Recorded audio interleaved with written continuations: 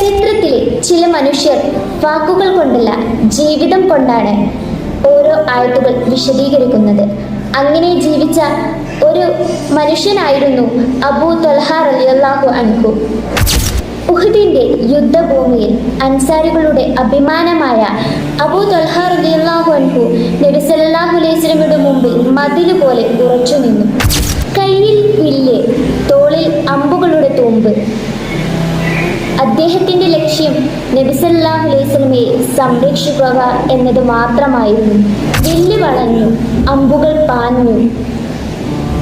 ഓരോ അമ്പും ശത്രുവിന്റെ നിരയിൽ ഇടിഞ്ഞു വീഴുന്നുവെന്ന പോലെയായിരുന്നു. നബി സല്ലല്ലാഹു അലൈഹി വസല്ലമ പിന്നിൽ നിന്ന് അദ്ദേഹത്തിന്റെ അമ്പുകൾ ലക്ഷ്യത്തിൽ പതിക്കുന്നത് നോക്കി നിന്നു. ഒരു നിമിഷം മുന്നോട്ട് നോക്കാൻ ശ്രമിച്ചപ്പോൾ അബൂ ത്വൽഹ റളിയല്ലാഹു അൻഹയുടെ ശബ്ദം നടുങ്ങി. യാ റസൂലല്ലാഹ്, നിങ്ങൾ ഉയർന്നു നോക്കരുത്. എൻ്റെ നെഞ്ച് നിങ്ങളുടെ നെഞ്ചിന് മുമ്പിലാണ്. എൻ്റെ ജീവൻ നിങ്ങളുടെ ജീവനിൽ പകരവും. അതായിരുന്നു അദ്ദേഹത്തിന്റെ സ്നേഹം, അതായിരുന്നു അദ്ദേഹത്തിന്റെ വിശ്വാസം. മുസ്ലിം സൈനികരിൽ ചിലർ അദ്ദേഹത്തെ നോക്കി പറയാറുണ്ടായിരുന്നു, ഞങ്ങളുടെ അമ്പുകൾ കൂടി അബൂ ത്വൽഹക്ക് കൊടുക്കുക, അദ്ദേഹം അത് പാഴാക്കുകയില്ല. പക്ഷേ അബൂ ത്വൽഹ റളിയല്ലാഹു അൻഹയുടെ മഹത്വം യുദ്ധഭൂമിയിൽ ഒതുങ്ങി നിന്നില്ല. അദ്ദേഹത്തിന് ഒരു മനോഹരമായ തോട്ടമുണ്ടായിരുന്നു. ഈന്തപ്പനകൾ നിറഞ്ഞു നിൽക്കുന്ന മധുരജലം ഒഴുകുന്ന ഒരു സ്ഥലം. ഒരു ദിവസം അവിടെ നമസ്കരിക്കുമ്പോൾ പച്ച നിറത്തിലുള്ള ഒരു പക്ഷി തന്റെ മരച്ചില്ലകളിൽ നിന്ന് പറന്നുപോയി. ഒരു നിമിഷം അദ്ദേഹത്തിന്റെ ശ്രദ്ധ അതിലേക്ക് വഴുതി. അപ്പോൾ അദ്ദേഹത്തിന്റെ നിസ്കാരം എത്ര റകഅത്താണ് നിസ്കരിച്ചതെന്ന് പോലും ഓർമ്മയിൽ ഉണ്ടായില്ല. അദ്ദേഹം നേരെ നബി സല്ലല്ലാഹു അലൈഹി വസല്ലമയുടെ അടുത്ത് ചെന്നു. അല്ലാഹുവിന്റെ റസൂലേ, ഈ തോട്ടം എൻ്റെ ഹൃദയത്തെ നമസ്കാരത്തിൽ നിന്നും തിരിച്ചു പിടിച്ചു.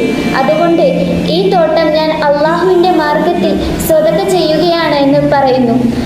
ഒരു നിമിഷത്തെ ശ്രദ്ധാഭംഗം പോലും അദ്ദേഹത്തിന് വലിയ നഷ്ടമായി തോന്നി. അതിന് പരിഹാരമായി അദ്ദേഹം മുഴുവൻ തോട്ടവും ദാനം ചെയ്തു.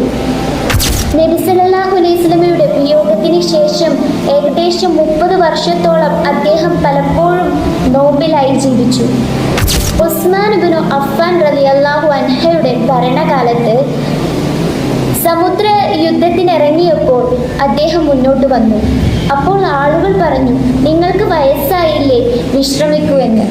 അപ്പോൾ അദ്ദേഹം കൊടുത്ത മറുപടി, ഇൻഫിറു ഹിഫാഫും വസിഖാല.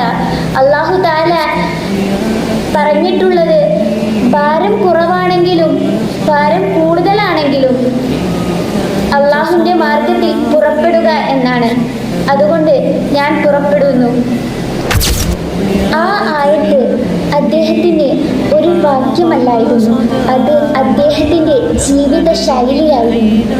ജീവിതം മുഴുവൻ അല്ലാഹുവിന്റെ മാർഗത്തിൽ ചിലവഴിച്ച ഒരു മഹാനായിരുന്നു അബൂ ത്വൽഹ റളിയല്ലാഹു അൻഹു. അവരോടൊപ്പം നമ്മളെയും സ്വർഗത്തിൽ ഒരുമിച്ച് കൂട്ടട്ടെ.